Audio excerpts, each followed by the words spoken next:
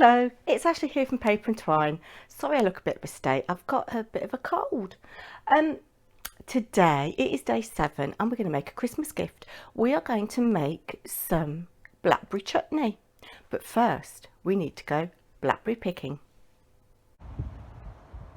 So it's Wednesday the 6th as I'm filming this, and it is a beautiful, beautiful, glorious sunny morning. It's about 9:15 and I've come to pick the last of the blackberries.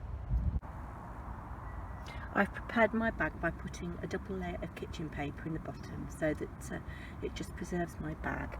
And although it is late, there are still plenty of blackberries to be had. So have a look in your local area and you'll be able to make this chutney. There's all these crab apples as well. I have to find something to do with that crab apple jelly maybe. This is the result of our foraging. I was out for about 3.5 hours. It was beautiful, beautiful hot sunshine. I did have a walk as well, so it wasn't just 3.5 hours solid picking. But we're going to wash these and weigh them and see what the fruit of our labours is.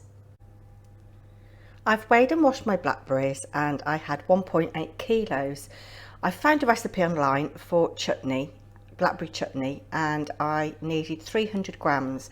I'm going to multiply the recipe 3 times so that I've got some jars to give away as presents. So I've weighed out 900 grams of washed blackberries. I also need to go alongside that, excuse the wires, my phone's dying, 3 apples and 3 red onions. Mine are a little bit small, so I'm going to add an extra one, I think. And I need to peel my apples and then finely chop them, along with peel and finely chop my onions. I shall add those to my blackberries. So that's my slicing and dicing done, as my friend Mindy would say. Apple and onion and the blackberries, nice colours, aren't they? And to that we're going to add, because I'm timesing this by 3, 1.5 teaspoons of freshly grated ginger. You could use dried, but I've run out. We're going to add 3/4 teaspoon of crushed chili flakes, although I might add a little bit more. I might make it a teaspoon. And the recipe says a pinch of ground cinnamon. I'm going to add about 1/2 teaspoon. And we're going to also grate, and I've got this wonderful tool here, this zester. We need the zest of 1.5 oranges. I'm going to put 2 in, and I'm going to juice the oranges to help with my cold. Have a glass of fresh orange juice. And we're going to put all those things in our pot. So there is my orange zest, and there is my orange juice. I'm going to put this on a simmer for 20 minutes to soften all of the ingredients. And while that is doing that, I'm going to tidy up and I'm going to start sterilising my jars. I've washed my jars and lids in hot soapy water, rinsed them, and they're going to go into the oven at about 140, 150 for about 20 minutes while we get on with the next stage of our chutney. So this has had about 20 minutes. I'm going to put it on a lower heat actually. You can see how it is dissolved down, and what we're going to do now, we're going to add 300 grams of sugar. It is supposed to be caster sugar, but I hadn't got quite enough, so I've used a little bit of light dark brown sugar. Light brown sugar, light dark brown sugar, light soft brown sugar. And we're going to add 300 millilitres of red wine vinegar, and we're going to just cook gently till our sugar dissolves. It hasn't taken long for my sugar to dissolve because obviously it's going into a hot pan, and you know it's dissolved when you can feel the mixture isn't grainy when you stir it.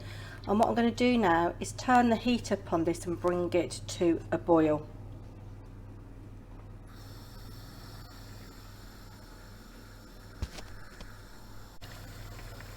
That's bubbling away quite ferociously now, and all we're going to do is turn the heat down and cook it for 20 minutes.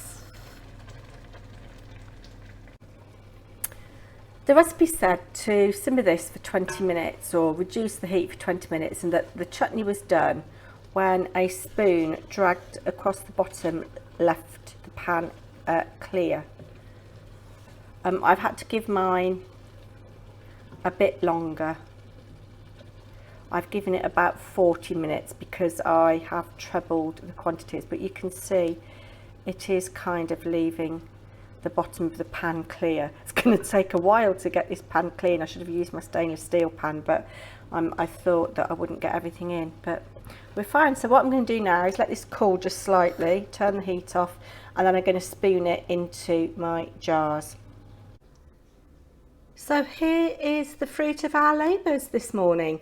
6 and a bit jars. I shall use the bit to taste.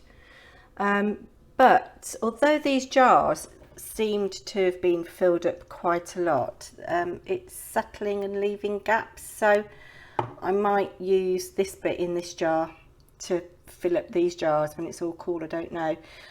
But in any case, before you taste this, you need to let it mature for at least 2 weeks. So plenty of time to get it ready for Christmas. I have got another equal quantity of blackberries, so I might make some more tomorrow so that I've got another, so I've got a round dozen. I don't know, but we'll see. I might have boiled it a little bit too much. I don't know. I've never made chutney before. Well, I did make apple chutney many years ago, but yeah, I don't know what this is going to be like. Let me know what you think. Would you go to all the effort? I did have a little taste of what was in the bottom of the pan before I washed the pan up, and there's a little warmth from the chilli and the ginger, and I can taste the cinnamon a little bit. But yeah, I'll be back with another food one tomorrow actually. Take care everybody, bye.